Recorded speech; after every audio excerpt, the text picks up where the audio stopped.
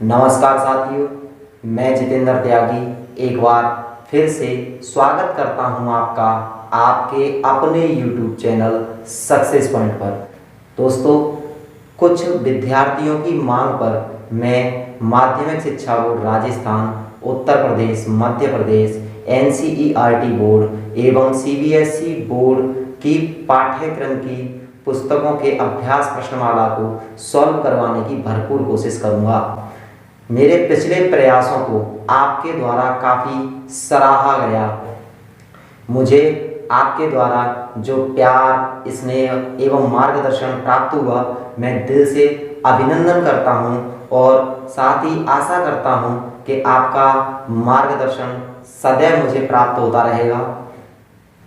जो साथी हमें पहली बार देख रहे हैं, जो साथी नए जुड़ रहे हैं, कृपया चैनल को सब्सक्राइब करना ना भूलें। साथ ही बेल आइकन के बटन को दबाएं, जिससे हमारी प्रत्येक वीडियो आपके पास तक पहुंच पाए। साथियों, बिना वक्त जाया करते हुए चलते हैं अपने टॉपिक पे। हमारे सिलेबस के अंदर कुछ छोटी छोटी संक्रियाएं दे रखी हैं। वैदिक गणित में 16 सूत्र एवं 13 उपसूत्र हैं, जिनमें पहला सूत्र है एकाधिकेन पूर्वेण। इसका अर्थ है पूर्व से एक अधिक, अर्थात संख्या में जो पहले था वो उससे एक अधिक काउंट करके हमें बताना होता है। जो संख्या पहले थी उससे एक अधिक मानी जाएगी और इस प्रक्रिया को जो है करते हुए हमें सवाल सॉल्व करना है। एकाधिकेन पूर्वेण के द्वारा जोड़, बाकी, गुणा इत्यादि संक्रियाएं की जा सकती हैं। मैं आपको ये दोनों क्वेश्चंस करके बताता हूँ, बड़ी ही आसान है। सबसे पहले हम दिए गए प्रश्न को स्तंभवार लिख लेंगे, ठीक है ना। यहाँ मैंने स्तंभवार जमा लिया है, संख्या के नीचे संख्या आती हुई चली जा रही है। तो यहाँ बड़े ध्यान से आपको बस एक बार देखना है, बाकी चीजें अपने आप समझ में आ जाएंगी। देखो, 3 में 0 ऐड किया, 3 और 4 7, 7 और 9 16। जैसे ही हम काउंट करते हुए दहाई के अक्षर तक पहुंच जाते हैं, तो हम उसी जगह, जैसे अब यहाँ 16 हो गया, तो जो 1 है मेरे पास, जो दहाई का अक्षर 1 है, इसके लिए मैं यहाँ 8 पे एकाधिक लगा दूंगा और इस 6 के साथ जोड़ना जारी रखूंगा दोस्तों। तो यहाँ 6 बचा मेरे पास, 6 और 5 11। अब जैसे फिर तुरंत ये दूसरा दहाई का अक्षर आ गया, तो मैं 7 पे एकाधिक लगा दूंगा और आगे जोड़ना जारी रखूंगा। तो 1 और 1 2, उत्तर का इकाई का मुझे प्राप्त हो गया। देखिए, अब यहाँ जब मैंने 8 पे एकाधिक लगाया तो ये अब 8 नहीं हुआ, ये अब 9 हो गया है, इसे अब 9 पढ़ेंगे। ऐसे ही 7 पे एकाधिक लगा दिया है तो अब इसे 8 पढ़ेंगे। अब वापस जोड़ना स्टार्टिंग से करेंगे, ऊपर से 7 और 7 14, 14 आते ही एकाधिक 4 पे लगाया और 4 के साथ आगे जोड़ना जारी रखेंगे। 4 और 5 9, 9 और 9 18, 18 होते ही मैं बगल में एकाधिक लगा दूंगा और 8 के साथ आगे जोड़ना जारी रखेंगे। 8 और 8 16, 16 पे मैं यहाँ एकाधिक लगा दूंगा और 6 और 0 6। तो आपको ये चीज समझ में आ रही है दोस्तों? बहुत आसान है, एक बार के करने से आपको सारी चीजें क्लियर हो जाएंगी। 8 और 5 13, 13 होते ही मैं यहाँ एकाधिक लगा दूंगा और 3 के साथ ऐड करना जारी रखूंगा। 3 और 8 11, यहाँ एकाधिक लगा दिया, 1 के साथ ऐड करना जारी रखूंगा। 1 और 3 4, 4 और 1 5, 5 और 4 9। आगे हम मेरा 9 प्राप्त हो गया दोस्तों। अब देखेंगे 7, 7 और 9 16, 16 आते ही मैं यहाँ एकाधिक लगा दूंगा। 6 और 7 13, यहाँ एकाधिक लगा दूंगा। 3 और 3 6, 6 और 3 9, 9 और 5 14, 4 लगा दिया, एकाधिक यहाँ लगा दिया। क्लियर है? ठीक है। अब देखेंगे 3 और 6 9, 9 और 5 14। तो यहाँ एकाधिक लगा देंगे और 4 के साथ जोड़ना आगे जारी रखेंगे, ठीक है ना। तो 4 और 8 12, एकाधिक लगाएंगे, 2 के साथ जोड़ना जारी रखेंगे। 2 और 9 11, एकाधिक लगाएंगे, 1 के साथ जोड़ना जारी रखेंगे। 1 और 7 8 हो गए, ठीक है। अब आगे चलेंगे दोस्तों। 8 और 6 14, तो यहाँ 0 लगाएंगे और 1 एकाधिक लगा देंगे, ठीक है। और 4 के साथ आगे जोड़ना जारी रखेंगे। 4 और 8 12, 12 आते ही यहाँ एकाधिक लगा देंगे और 2 के साथ ऐड करना जारी रखेंगे। अब क्योंकि यहाँ 9 पे एकाधिक लगा दिया था मैंने, तो इसे 10 माना जाएगा। 4 और 8 12, 12 आते ही फिर एकाधिक लगा दिया, 2 के साथ आगे ऐड करना जारी रखेंगे। 2 और 10 12, 12 आते ही यहाँ एकाधिक लगा देंगे और 2 के साथ आगे जोड़ना जारी रखेंगे। 2 और 5 7, 7 और 5 12, 12 आते ही यहाँ ऐसे ये लो और 1 2 3 4 ये हमारे पास उत्तर आ गया दोस्तों। इस उत्तर की जांच भी हम कर सकते हैं दोस्तों। अब बीजांक कैसे निकालते हैं? बीजांक में हम अंकों को जोड़ते हुए चलते हैं। जैसे ही दहाई का अंक आ जाता है तो उनको आपस में फिर जोड़ दिया जाता है। जैसे कि 13 तो 13 को भी 1 और 3 जोड़ के 4 कर देंगे। इस प्रकार से इनको प्रॉब्लम में जो अंक दे रखे हैं उनको जोड़ेंगे, उनका बीजांक निकालेंगे, है ना, और उत्तर में जो अंक आए हैं इनका बीजांक निकालेंगे। और अगर दोनों का बीजांक दोस्तों सब बराबर आता है तो हमारा उत्तर सही है। हालांकि यहाँ हम चेक नहीं करेंगे, हम अगला क्वेश्चन करेंगे जिससे आपको अच्छे से समझ में आ पाए दोस्तों। तो देखिए यहाँ 6 और 8 14, एकाधिक यहाँ लगाया, 4 के साथ आगे जोड़ेंगे, 4 और 9 13, एकाधिक यहाँ लगाया, 3 और 1 4, ठीक है। 3 3 दूनी 6, 6 और 10 16, 6 और 2 8, ओके, कोई दिक्कत नहीं। 7 और 7 14, 4 के साथ आगे ऐड करेंगे, 4 और 10 14, 4 और 3 7, ठीक है। 9 9 और 6 15, यहाँ लगाया, 5 और 4 9, 9 और 4 13, यहाँ लगाया, 3 यहाँ लिख दिया। 2 2 और 7 9, 9 और 2 11, यहाँ लगा दो। 1 और 6 7, 3 और 4 7, 7 और 7 14, 14 आते ही हम एकाधिक लगाएंगे और अंक 4 के साथ आगे जोड़ना जारी रखेंगे। 4 और 5 9 और यहाँ 1 बचा है तो 1। तो इस प्रकार से हम योग संक्रिया को सूत्र एकाधिकेन पूर्वेण के द्वारा सॉल्व कर सकते हैं। पूर्वेण में क्या करना है? 6 में से 7 घटाएंगे, नहीं घट रहा, कोई बात नहीं। 7 का परम मित्र अंक देखेंगे। 7 का परम मित्र अंक, परम मित्र अंक कैसे निकालते हैं? परम मित्र अंक का मतलब होता है ऐसा अंक जिसे ऐड करने से 10 प्राप्त हो जाए, एक बेस यानी एक आधार प्राप्त हो जाए, ऐसे अंक को परम मित्र अंक कहेंगे, ठीक है। तो यहाँ 7 का परम मित्र अंक 3 होगा, क्योंकि 3 ऐड करने से 10 प्राप्त हो जाता है। या फिर 10 में से संख्या को घटा के भी हम परम मित्र अंक प्राप्त कर लेंगे, ठीक है। 6 में से 7 घटाएंगे, नहीं घट रहा, तो हम 7 का परम मित्र अंक लेंगे और 6 में जोड़ देंगे। 7 का परम मित्र अंक 3 और 6 में जोड़ दिया तो 9। लेकिन जैसे ये जब प्रक्रिया की मैंने, जैसे नहीं घट रहा और मैंने परम मित्र अंक लेके ऊपर वाले नंबर में जोड़ के नीचे लिखा, जब ये प्रक्रिया की तो मुझे या तो जब मैं यदि एकाधिकेन पूर्वेण से सवाल कर रहा हूं तो 6 के ऊपर एक बिंदु लगाएंगे जो ये एकाधिक का काम करेगा और ये अब 6 ना हो करके ये 7 हो गया दोस्तों, ठीक है। एकाधिकेन पूर्वेण से बता देता हूं, उसके बाद एक न्यूनन पूर्वेण से भी आप देख लें। तो अब ये 5 में से 7 घटाएंगे, नहीं घटेगा, तो 7 का परम मित्र अंक 3 और 3 को 5 में ऐड किया तो 8। फिर वापस यहाँ एकाधिकेन पूर्वेण लगा दिया था, 5 हो गया ये। 5 का परम मित्र अंक 5 और 5 को 3 में अगर ऐड कर दिया तो 8। फिर यहाँ एकाधिकेन लगा दिया मैंने। अब यहाँ एकाधिकेन लगाया तो 8 में से 1 को घटाया जा सकता है और यहाँ किसी एकाधिक की कोई आवश्यकता नहीं है, क्योंकि यहाँ सिंपल तरीके से घट गया मेरे पास, है ना। 9 में से 7 गए तो 2। अब ये मेरे पास उत्तर आ गया दोस्तों, ठीक है। कि एकाधिकेन के अलावा यदि एक न्यूनेन पूर्वेण से यही सवाल करना होता तो क्या करते? तो दोस्तों यहाँ मैंने 6 के ऊपर एकाधिक लगाया, ऐसे ही मैं यहाँ 6 के ऊपर एकाधिक ना लगा के 5 के नीचे एक बिंदु लगाऊंगा जिसे एक न्यून कहा जाएगा और अब ये 5 ना हो करके 4 का काम करेगा। ये दोनों तरीके, बस इतना सा ही डिफरेंस है, इस पॉइंट का डिफरेंस है। ये पॉइंट आप ऊपर लगाते हैं या नीचे लगाते हैं, ये डिफरेंस है बस। अगर आप किसी संख्या के ऊपर पॉइंट लगाते हैं तो वो एकाधिकेन पूर्वेण है, यदि किसी नंबर के नीचे पॉइंट लगाते हैं तो वो एक न्यूनेन पूर्वेण है। तो एक न्यूनेन पूर्वेण से कैसे करेंगे सवाल को, इसको भी आप चेक कीजिए। जो का त्यों सवाल है, बस पॉइंट थोड़े ऊपर लग जाएंगे, देखते हैं कैसे।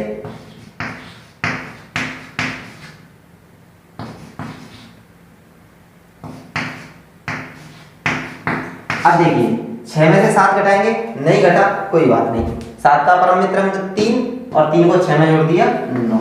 अब इस काम को करते हुए मैंने 5 के नीचे पॉइंट लगाया, इसे मैं एक न्यूनेन कह दूंगा, एक न्यूनेन पूर्वेण। अब ये 4 हो गया। अब 4 में से 6 घटाएंगे, नहीं घटेगा। 6 का परम मित्र अंक 4, 4 को 4 में ऐड कर देंगे 8। समझ में आया?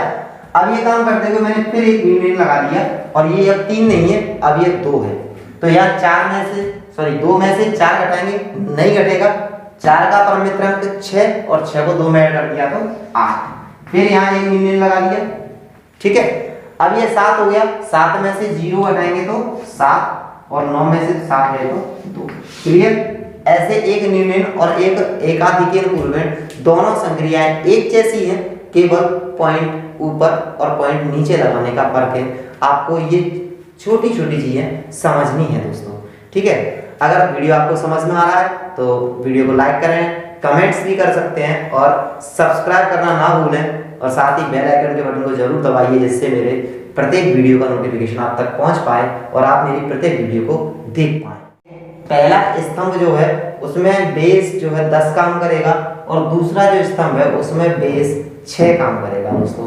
तो देखेंगे 5 में से 7 घटाएंगे, नहीं घटेगा। 7 का परम मित्रांक 3 और 3 को 5 में ऐड कर दिया तो 8। अब ये संक्रिया करते हुए मैंने या तो एकाधिकेन लगा देना है या ऊपर वाली संख्या पे एक न्यूमेन लगा देना है, दोनों में से एक काम करना पड़ेगा, ठीक है ना। चाहे हम अगर एक न्यूमेन से कर रहे हैं तो ऊपर से या नीचे पॉइंट लगा देंगे 2 के, और अगर एकाधिकेन से कर रहे हैं तो 5 के ऊपर पॉइंट लगा देंगे, ठीक है। अब ये 6 हो गया, 2 में से 6 घटेगा नहीं। 6 का परम मित्रांक दोस्तों यहाँ 0 होगा, क्योंकि यहाँ जो बेस है वो 6 है, 10 बेस नहीं, तो 0 होगा। 0 में 2 ऐड कर देंगे तो 2। लेकिन जब 2 में से ये 6 नहीं घटाता और हमने परम मित्रांक काम में लिया तो इसके लिए हमने यहाँ एकाधिक लगा दिया। अब ये 6 में से 9 घटाएंगे, नहीं घटेगा। 9 का परम मित्रांक 1 और 1 को ऊपर वाली संख्या में ऐड कर दिया तो 7। क्लियर। इसके बाद एकाधिक यहाँ लगाएंगे, 6 का परम मित्रांक 0 और 0 को 2 में ऐड कर देंगे तो 2। इसके लिए यहाँ परम मित्रांक लगा दिया। ये 9 हो गया, 1 में से 9 जाएगा नहीं, 9 का परम मित्रांक 1 को 1 में ऐड कर देंगे तो 2 और 3 में से 2 घट जाएगा। 12 घंटे 27 मिनट और 28 सेकंड। इस प्रकार से हम किसी भी प्रश्न के उत्तर को आसानी से निकाल सकते हैं दोस्तों, ठीक है। अभी हम आगे चलते हैं, गुणन संक्रियाएं सीखेंगे। अब देखो दोस्तों, ये जो क्वेश्चन दे रखा है मेरे पास, 5वें नंबर का प्रश्न दे रखा है।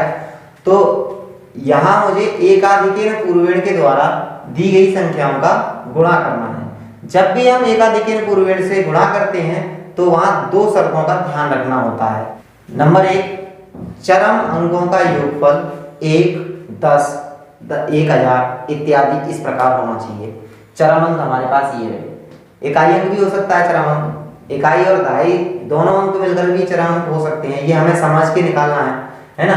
तो चरम अंकों का योगफल 1, 10, 1000 इस प्रकार होना चाहिए और निखिलम अंक यानी चरम अंक से जो पहले के अंक है वो समान होने चाहिए। दोनों कंडीशन जब होंगी तभी हम सूत्र एकाधिकेन पूर्वेण के द्वारा गुणा कर सकते हैं। तो गुणा करने के लिए हम क्या करना है, ये दोनों कंडीशन मिल रही हैं, 1/6 प्लस 5/6 ऐड करेंगे तो 1 आएगा, यानी चरम अंकों का योग 1, 10, 1000 इत्यादि है और निखिलम अंक समान है, तो ये गुणा एकाधिकेन पूर्वेण से हो सकता है। कैसे करेंगे, निखिलम अंक इंटू इसका एकाधिक, निखिलम अंक इंटू इसका एकाधिक ऑब्लिक चरम अंकों का गुणनफल 1/6 इंटू 5/6। ठीक, 31 का 32 से गुणा करेंगे तो 992 और ये हो जाएगा 5/36 है ना। हम 992 सही 5/36, ठीक है ना, यही हमारे पास उत्तर है। एक बार और समझ लीजिए, मैं एक बार और आपको क्लियर कर देता हूं। एकाधिकेन पूर्वेण के द्वारा केवल तब ही गुणन संक्रिया संभव है जब चरम अंकों का योग 1, 10 अथवा 1000 हो एवं निखिलम अंक समान हो। ये दोनों कंडीशन यहाँ कंप्लीट हो रही हैं। इसके बाद हम गुणन संक्रिया कर सकते हैं। गुणन संक्रिया करने के लिए मुझे निखिलम अंक इंटू उसका एकाधिक ऑब्लिक लगाएंगे और चरम अंकों का गुणनफल। इस प्रकार से हम उचित उत्तर प्राप्त कर पाएंगे। तो देखेंगे यहाँ निकलम अंक समान है, 1 और 1 निकलम अंक समान है। चरम अंकों का योगफल 0, 3 और 97 ऐड करेंगे तो 100 हो जाएगा। तो यहाँ दोनों कंडीशन कंप्लीट हो रही है। इसका गुणनफल हम एकाधिक पूर्वेट से निकाल सकते हैं। कैसे?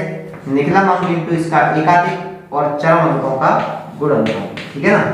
जैसे ही मैंने गुणा किया तो ये 2 और 3 का गुणा 97 से करेंगे तो 291। मैंने 0 यहाँ इसलिए लगाया क्योंकि यहाँ मेरे पास अंकों की जो संख्या है 2 और 2 4 है, तो मैं यहाँ 4 डिजिट ही इसके साथ ऐड करूंगा 20291। तो ये मेरे पास अभी उत्तर हो गया दोस्तों। यहाँ इस प्रकार के क्वेश्चंस को, ये क्वेश्चंस बोर्ड एग्जाम में नहीं आते हैं, कम आते हैं, कभी नहीं पूछे गए। तो दोस्तों बोर्ड एग्जाम में क्या आएगा, हमको सीखना तो सारी चीजें हैं, है ना। जब ये सारी मैं जैसे पहला एक्सरसाइज आपको कंप्लीट करवा दूंगा तो मेरा जो 5 मिनट का वीडियो होगा वो होगा इंपॉर्टेंट क्वेश्चंस और टॉपिक, है ना। तो उसमें से जो जो चीज बोर्ड एग्जाम में ज्यादा टाइम पूछी गई है, जो क्वेश्चंस आपके आ सकते हैं, है ना। लेकिन हमें सीखना तो सारी चीजें हैं, इसलिए दोस्तों हम सारी चीजें करवाएंगे आपको। कोशिश करिए आप भी सब कुछ आपको समझ के आए, क्योंकि जो ज्ञान आप समझ के पढ़ेंगे वो हमेशा लॉन्ग टाइम के लिए काम आएगा, है ना। किसी भी प्रकार की समस्या के लिए आप मुझे कमेंट बॉक्स में लिख सकते हैं। आपकी समझ में नहीं आता, पढ़ नहीं पाते या अदरवाइज कोई प्रॉब्लम है, वो भी जो भी है आप मुझे कमेंट बॉक्स में लिखिए। मैं कोशिश करूंगा मैं आपकी समस्या को सॉल्व कर पाऊँ, ठीक है। निकलम विधि में क्या होता है दोस्तों, निकलम विधि से गुणा करने के लिए हमारे पास गुणक और गुण्यक दोनों समान होने चाहिए, लगभग समान होने चाहिए, तभी हम कर पाएंगे दोस्तों। तब हमारे पास ज्यादा सुटेबल होगा। कैसे? या तो आधार या उपाधार से कर सकते हैं। या मेरे पास 54 और 56 है तो मैंने आधार लिया दोस्तों। सबसे पहले आधार हो गया 10, उपाधार अंक लिया दोस्तों। अब ये क्योंकि 50 के पास है, 10 से 5 का गुणा करेंगे तभी तो आएगा 50, तो उपाधार अंक मेरे पास 5 हो गया। उपाधार कितना हो गया दोस्तों? उपाधार हो गया 50, ठीक है ना। अब यहाँ तक तो कोई दिक्कत नहीं है, आपको ये चीजें सारी बिल्कुल क्लियर आएंगी, क्लियर हो जाएंगी। जब हम आधार से करेंगे तो सूत्र निकलम आधार हो जाएगा, जब हम उपाधार से करेंगे तो सूत्र निकलम उपाधार हो जाएगा, कोई दिक्कत नहीं। अब यहाँ आगे क्या करना है, हमें संख्या लिखनी है, संख्या, और उसके आगे हमें विचलन लिखना है। विचलन कैसे निकालते हैं? संख्या माइनस आधार अथवा संख्या माइनस उपाधार। विचलन निकालने के लिए मैं यहाँ लिख देता हूँ, विचलन कैसे निकालेंगे? संख्या माइनस आधार या उपाधार। अब यहाँ आगे देखेंगे विचलन निकालना सीख गए। 54 के सामने विचलन लिखेंगे 4, 56 के सामने विचलन लिखेंगे 6, है ना।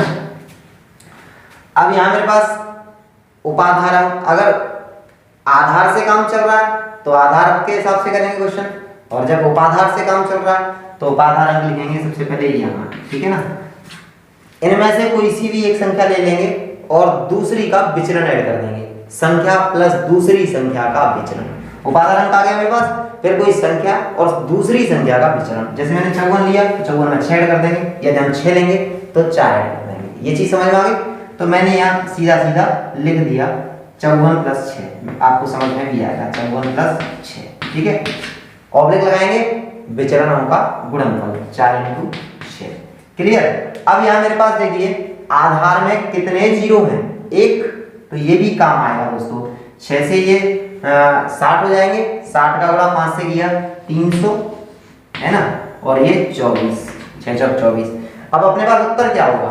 क्या ये दोनों अंक उतर के आ जाएंगे? नहीं दोस्तों, दोनों अंक नहीं आएंगे, केवल 4 लिखा जाएगा और ये 2 इधर ऐड हो जाएगा। क्यों होगा ये 2 ऐड इधर? क्योंकि देखो आधार में एक ही जीरो है। अगर आधार में एक जीरो है तो आपको एक अंक उतारना है और अगला अंक ऑब्लिक से इधर वाली संख्या में जोड़ देना है। देखिए 4, ये 2 ऐड हो जाएगा इसमें, 2 0 3।